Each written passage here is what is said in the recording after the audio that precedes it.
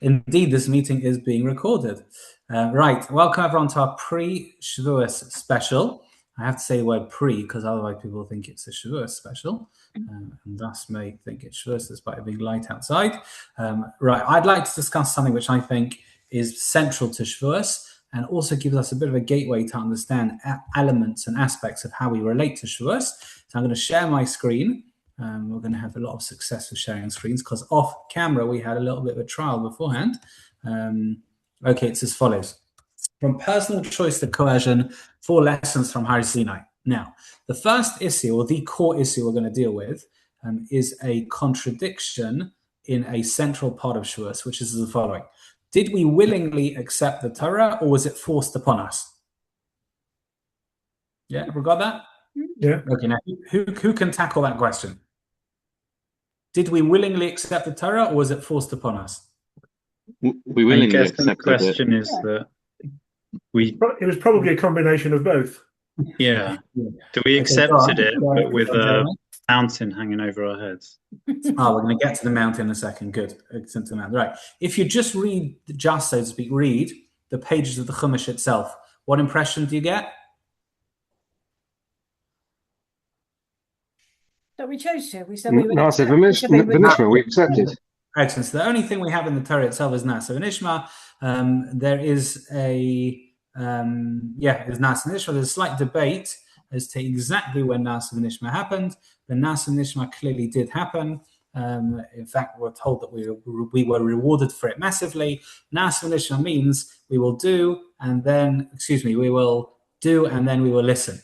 Right? In other words, that's pure altruistic acceptance, even without any details. We trust you, Hashem, no problem.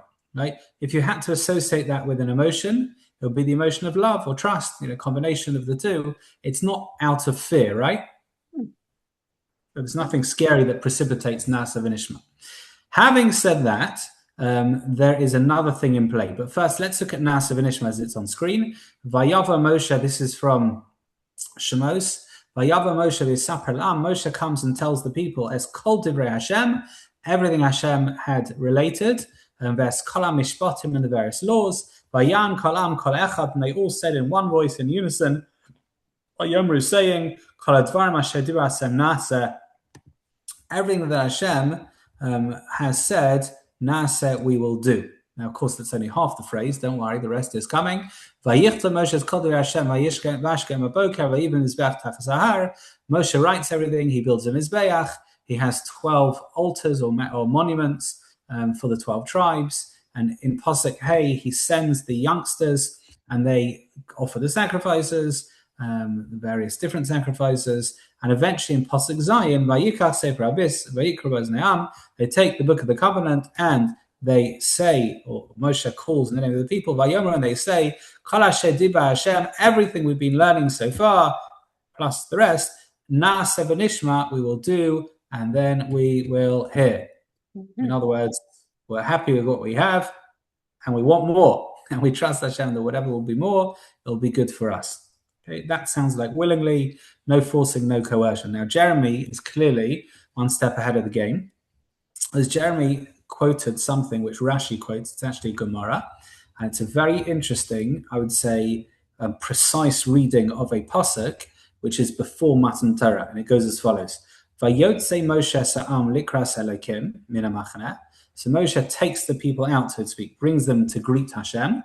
Actually, one of the things that they used to do before Shabbos as well. They used to go out to greet the Shabbos, just like they used to go out to greet Matan Torah. There are various parallels in that regard. Remember, Matan Torah was on Shabbos, as it will be this year, by the way, second day at least. Vayisiatzvu, and they stood b'tachtis hahar. They stood at the b'tachtis, right, underneath the mountain.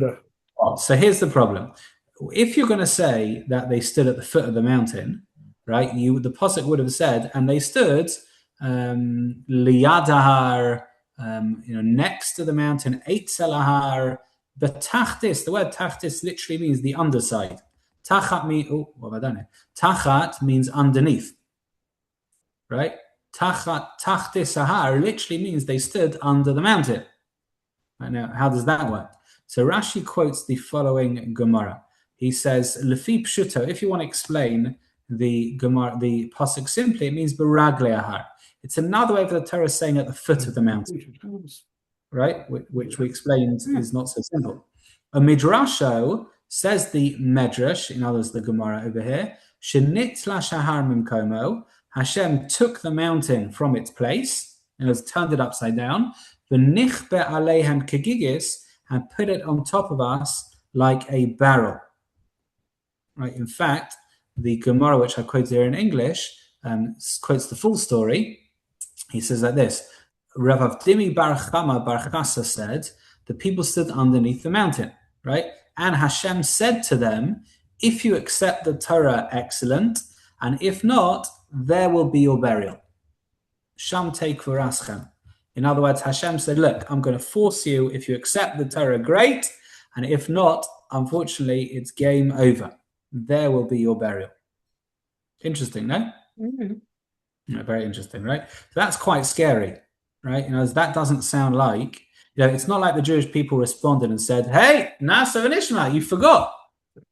Right? They didn't. They were subjected to this terrifying ordeal of kafa aleim, what we call kafa aleim har kegigis, turning the mountain on top of them like he says tub here. I always thought gigis was a barrel, but whatever it is. And we were forced to accept the Torah. And of course, the question is, and various early commentaries deal with this, I don't understand what exactly happened. Yeah, what happened? I thought we said Nasa and Ishmael. Why did we need to be forced? Good question. Mm. Yeah, it's a kind of basic question. And the reason why I don't want this to go down as like a technical question. Oh, you picked a small point, and it's crucial to how they accepted Torah. Was Torah forced upon them, or did they willingly accept it? That makes a major difference for how we approach Torah and what Shavuos is, to be honest, as we'll soon see. Okay, anyone? We've also got to deal with Purim, haven't we, where there's definitely some sort of acceptance at Purim. So there must be some aspect that's not done here that was done there. Very good. So I cut out the next part of the Gemara, which isn't mischievous, because you've got to cut the Gemara somewhere, otherwise the page will go on forever. The next part of this Gemara over here says, even though it was forced, they re-accepted it out of love in the days of Purim. Yeah, there was like a Kimu V'Kiblu, it's called. There was like a re-acceptance of Torah in the days of Purim. Interesting, no? Yeah, interesting. So I didn't want to get into that so much. So we'll pretend you didn't ask that, Gideon. That's a discussion as to what Purim achieved and the connection between Purim and Shavuos, but that's not exactly for now. If you want further details. Pardon? Sorry, I just have a quick question about the being buried under the mountain. It feels like we're not supposed to take that literally, obviously. I mean, but how are we supposed to take it if it's more of like a metaphor or something, like an analogy? How are we supposed to understand that? Yeah, good. Okay, so it's interesting. Most, but not all, take this literally. I'll tell you why they take it literally, because the pasuk, they're coming from the pasuk. The pasuk says that they stood under the mountain. It sounds like it's literal. Hashem took the mountain and said, look, I'm giving you a choice. Now, again, we're talking about an era where this happened, meaning you've got miraculous experience anyway. You've got thunder and lightning, and Hashem speaking to them. So what's an upturned mountain, to add to the performance? There are those who say, a minority, that maybe this is more figurative, that Hashem scared the living daylights out of them into accepting the Torah in the same way as having a mountain upturned on top of them. Right? But either way, the sentiments are the same. Hashem is scaring them into receiving the Torah. But when it says that we've stood under the mountain, does it, sorry if you mentioned this already, but is it also alluding to the fact that at the same time that the mountain is upside down, or are we sort of pulling that from another sort of source or verse and trying to kind of reconcile them together? Right, no, that's from this verse. That's literally from this verse. That under the mountain means that Hashem turned the mountain on top of us. Yeah, that's how does that turn into a barrel or tub shape? I mean, a mountain would be solid. So why are we talking about a barrel or a tub? I don't get it. There's not going to be a hollowed out bit. Yeah, that's a good question. And how do they get that from here? I don't know. It's a good question. Also, by the way, if you drop a hollow mountain on the Jewish people, then what happens? They Nothing. become cave dwellers. Right, it all goes dark. Exactly. Who turned the lights off? Yeah. So they talk about the barrel. It could be we'll have to deal with that towards the end. Yeah. What's the symbolism of the barrel? So As I think, based on partly Jonathan's about the point, translation, because you've got there that they stood at the lowermost part of the mount. That's not the same as underneath. no, it's lost in translation. The Okay. Hebrew word is tachtis, which means underneath, right? They've just translated this initially as lowermost in order to make it more approachable. But it literally means underneath. Oh. It literally means underneath. But Gideon, your point is related to Jonathan's point, namely, what we have as a proof from the Pasuk is that they're under the mountain. We don't have a proof about how the mountain looked. You know what I mean? Right? That clearly, therefore, is another message in saying it seemed to be a hollow mountain.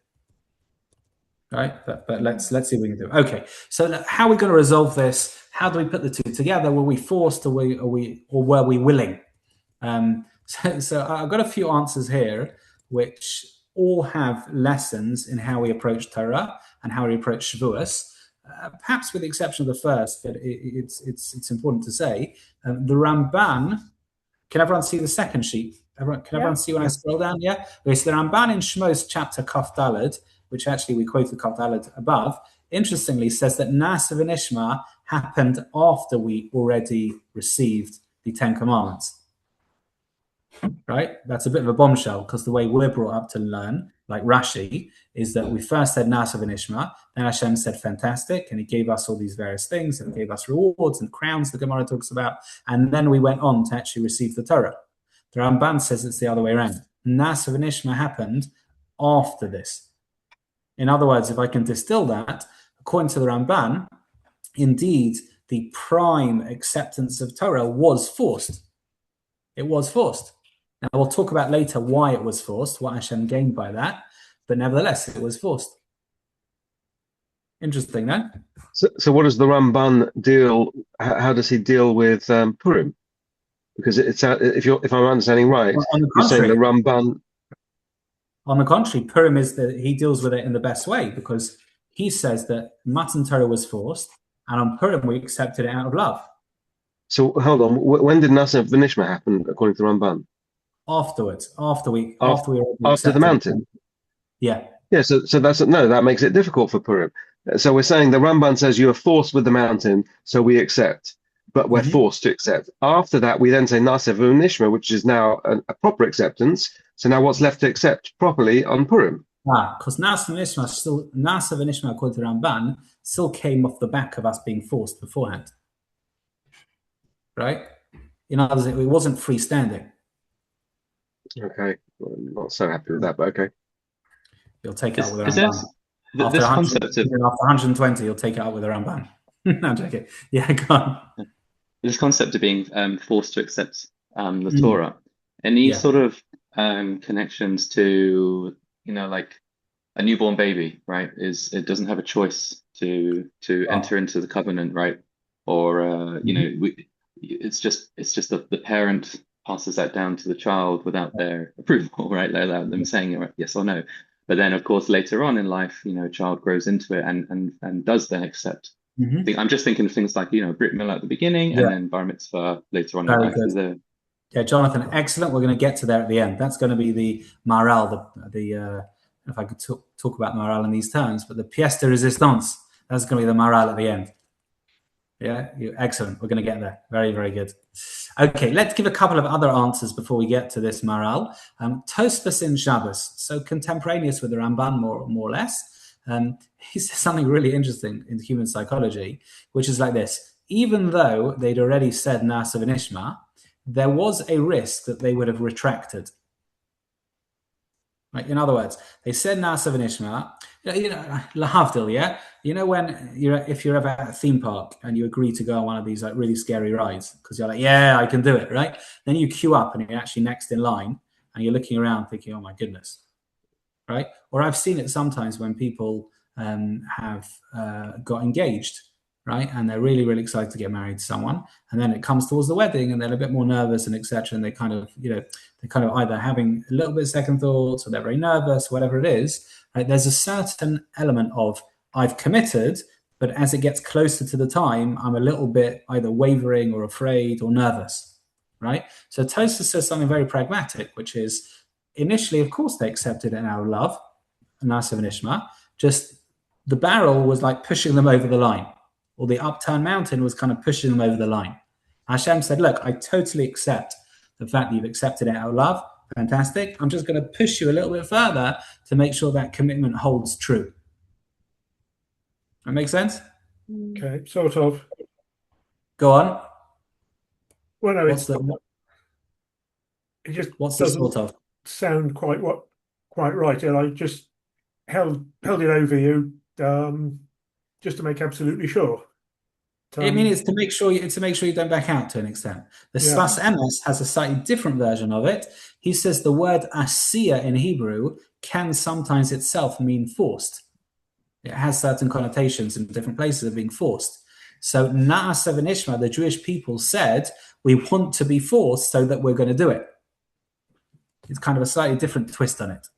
Okay, either way, that's answer number 2.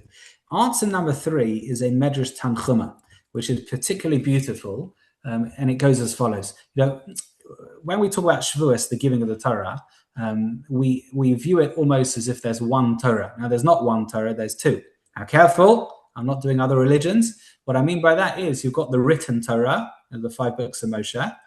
We accepted that on Shavuos. Now, obviously, we didn't accept everything written in the 5 books because it hadn't fully been written yet. There were some stories that had yet to take place. But we accepted the mitzvahs and Hashem's and the emunah in Hashem, number 1. And number 2, we also accepted the oral Torah, the Torah Shavuos Pep as well, right? Which were in effect our connection with the written law, because the oral law is where we can define things and we can get involved and we can understand things. And also they're the explanatory notes. As the Torah will say you can't murder, but it doesn't clearly define murder. It's the oral law that then discusses what you can understand, what you can learn out of the written law, etc. The oral law, if you like, I say this carefully, brings the written law to life. Right? So, however, yes. Heard something. Oh, sorry, my hand thing doesn't seem to work. Heard something a while ago that said that we had that Moses instructed us in the ways of the oral Torah first, and then we got the written Torah, which is the summary and the way to remember things, which was really I'd never heard before. I'd only heard from one person so far. It's an interestingly different way of looking at it. Yeah, I just heard that today in a podcast as well. It depends what you mean. In other words, when we talk about the written law, nothing was written until Matan Torah. Well, according to some, they were writing things as they went along, but the actual presentation wasn't Matan Torah. So there was always something oral because Moshe was teaching various mitzvot beforehand, right? But I don't think they had the entire oral Torah. They wouldn't have really had because Hashem had to teach that to Moshe on Har Sinai, and Moshe hadn't come down yet. Right? In other words, the oral Torah couldn't have been, for example, the oral Torah will define what a sukkah is. Now, there's no use having an oral Torah before Hashem has told you there's a mitzvah to sit in the sukkah, right? It could be what the podcast, whatever it was, meant was the following. There is a commentary called the Beis Halevi that notes the following. When was Shavuos? What date was Shavuot? Shabbat. Hebrew date. That's the day, you're right? 6th of Sivan. Oh. So we celebrate Shavuot on the 6th of Sivan. Now, in the Gemara, it's not that clear. The Gemara's seemingly main opinion is that Shabbat was actually not the 6th, but the 7th of Sivan. In other words, the Torah was given on the 7th. In which case, ask the Beis Halevi, what are we celebrating on the 6th?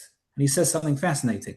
He says, initially, Hashem said, wait 2 days. There's a 2-day preparation period before Matan Torah. And Moshe says, like every good Jew, I hear you, and I'm going to raise you by 1.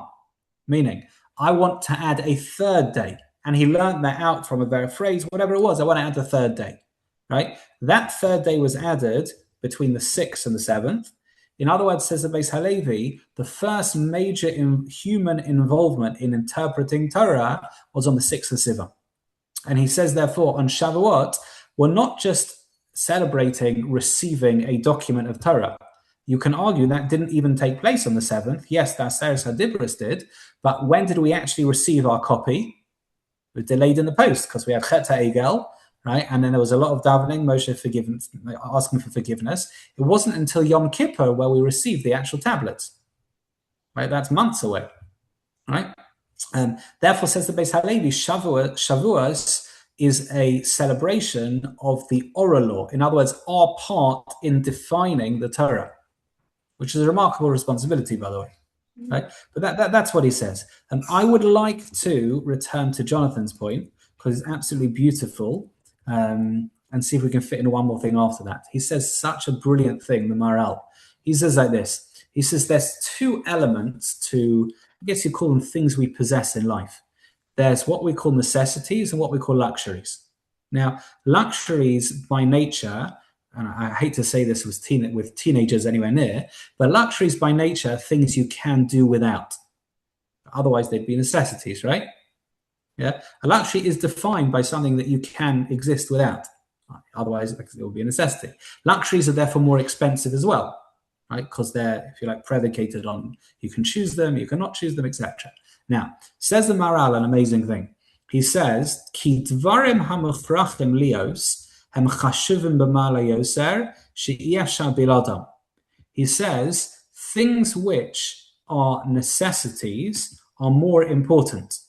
You know why? Because you can't exist without them. In other words, if I could choose to do something, then that means I can choose not to do it, in which case I can exist without that. Right? I can't choose, for example, that the blood shouldn't, I don't know, flow around my body. If I could choose that, then I could exist without that, right? Because then I could choose not to do it. Right? The things which are essential to life are beyond choice, right? And therefore he says like this, Lekach kafalem har kegigis. Therefore Hashem turned a mountain on top of us, lahodia malas haTorah, to show us how important Torah is. It's not a luxury that you, the Jewish people, can choose and say, Nasa v'nishma, I can choose it. Because if you can choose it, you can unchoose it. Or, more philosophically, if it's predicated upon choice, that means it can exist purely because of choice. Hashem says, no, it's not like that. I like the fact that you have chosen to accept it, but I need to show you, the Jewish people, that Torah is not a luxury, it's an essential, it's a necessity. You cannot exist without it, right? But then how do you square that? Beautiful idea, but how do you square that with things like place before you blessings and curse, choose life? You know, Hashem has written in the Torah choosing all over it. That's true. So there's two elements going on here. One is the metzius, and that's the reality of what Torah is, and the other one is the fact that we're given free will. So in terms of understanding what Torah is, life can only exist with Torah, right? But you can choose to ignore that. But in terms of giving the Torah, Hashem wants to send us a message that Torah is our lifeblood, Torah is a necessity, and it is beyond choice. But then he says, and I'm going to put you in this world that you can choose to ignore that or not. Make sense? Yeah. Okay. Yeah. So you're saying that really good. On the one hand, what Hashem is doing by putting us under the mountain is he's saying you have to realize that this is as essential as air in order for you to exist. 100%. That's what we have to realize now. But as part of what I'm giving you, I am giving you free will, and therefore you can choose to ignore it. But you have to realize when you're ignoring it that you're ignoring the oxygen that you really need to spiritually live. Yeah, exactly. And it's interesting, on the most serious parts of the year, there's this very delicate balance between facing reality and still somehow maintaining free will. Meaning, the more we face reality, the more our free will seems constrained. So Moshe, for example, he faced reality. He saw Hashem, so to speak, whatever that meant. He encountered Hashem. His free will was very, very thin. Very, very thin. Right? If you see reality like that, you know, what free will do you have almost? You see the repercussions. It is clearly the consequences, you see them, right? During the year, it's interesting. On Yom Kippur, I'm not going to say our free will is diminished, but there is relatively little free will because we're boosted, because we're spiritually boosted. We're seeing from a different vantage point. There's a reality on Yom Kippur that we experience that says, okay, feet together, You can't do this, can't do this, can't do this, can't choose this, can't choose to do this, etc. We're going to raise you up on a high level. You've got to confess for this. You've got to do this, etc. An entire day of being ensconced in a higher spiritual level, such that free will is almost, I say almost carefully, almost diminished as a result. That makes sense? Because again, you're seeing reality. You're seeing reality. And Jonathan, what you were saying was true. Which is, it's like, we give a bris milah to a child at 8, if they're well enough, at 8 days old, right? We don't wait for them to choose. Other religions did it at age 13. We don't wait for that, right? Why? Because if you could choose it as 13, again, that devalues it, because that means it's subject to choice. We say it's more than that. It's absolute necessity. Let me just leave you with one final answer. Sorry, can I just ask that one question? Yeah, sure. What are you experiencing then if you're not doing all the mitzvot? What are you experiencing then? If you need life and it's essential, what are you experiencing if you're not doing it all? Yeah, excellent. And that's a really good question. Probably some form of diminished form of life. Now, again, doesn't mean everyone's not on their own journey. It doesn't mean that what you're doing isn't important. But if the full, if you like, spectrum of life includes X, Y, and Z, right, then that is our full definition of what life. What do they say? What's the advert? Life in full, not in full motion. What are they talking about? On TVs. Life in. Pardon? Life in black and white. No. There's when you get the full experience, not in pictures. You get the full 3D. Pardon? 4D. 3D. Yeah, maybe 3D or 4D or 5D, whatever it is. Technicolor. Yeah, whatever it is. I see Full all of experience. us. Yeah, the full experience, exactly, full experience. It's like trying to explain to someone who's only having 2 courses how amazing life would be if you have a 3-course meal. Do you know what I mean? Etc. Okay, it's a really good question, Jonathan. Let me finish with one final answer, which is the Rashi and Hazina. We're going to go 1 minute over. Next week, I don't think we're going to have a share. I might pull a last minute one. Remember, I'm flying back from Israel next week. Let's see what happens with that. Let's assume no share, and I'll let you know otherwise. Okay, so Rashi says an amazing thing. Based on the Pasuk in Ha'azinu, Hashem says that he surrounded us in the desert. Says Rashi, how did he surround us in the desert? He says, amazing thing. He says Hashem surrounded us by tipping a mountain on top of us, which is fascinating. In other words, Rashi is viewing this as a form of protection. In other words, what Rashi is understanding is Hashem says to us, look, fascinating, right? Says, look, if you are going to accept the Torah, then great, I will protect you, right? And if not, your burial place will be with everyone else. In other words, you'll lose your uniqueness. In other words, it's not a threat, right? It's actually you've decided to accept the Torah. I'm going to show you I'm going to show you the full gamut of what Torah is. It is what makes you unique. It's part of your personality. It's part of your Jewish identity. Interesting, right? Yeah. Why is that in Hazinu? Why is that Rashi? I thought you said it was Rashi that was talking about the barrel being held over as being forced. It's true, and it was forced. It looked like it was forced based on that interpretation, but Rashi and Hazinu understands the pasuk differently. Sure. So he's not trying to have it both ways. He's not trying to say on the one hand it was forced. He's actually saying it's protection. Yeah, one he's just quoting what happened, and the other one he's explaining. Anyway, so that was that. Let me just summarize. Sorry, Simon, I didn't see you come in. Hello. Let me summarize. What have we done? So we looked at a contradiction. How are we accepting Torah today based on way back when? Is it forced? Is it not? So some opinion said it was forced. The Maral certainly said there's an element of coercion, which is important to show that it's above choice. And to be honest, sometimes we need to assert that ourselves. Sometimes we have to say that there's certain things that are above choice. I just have to do them, whether or not I feel like it, whether or not I can be bothered for them. There's certain things that are essentials. We have to teach our kids that as well, or grandchildren, number one. And other answers said that there's 2 parts of Torah. There's the written Torah, and then there is the oral Torah. Each one has its place, very important. And whereas we willingly accepted the written Torah, it's very easy, we had to be forced into, I forgot this part before, we had to be forced into accepting the oral law. It's more difficult. It's a higher responsibility. and therefore that was the bit we had to be pushed into. Either way, everyone should have a very successful Shavuot. Please God, it should go well. It should be only good news for us, only good news for everyone in Israel and beyond. And please God, we'll see each other, if not next week, then please God, 2 weeks' time. Thank you. Thank you. Chag Sameach. Thank you. Chag Sameach, everyone.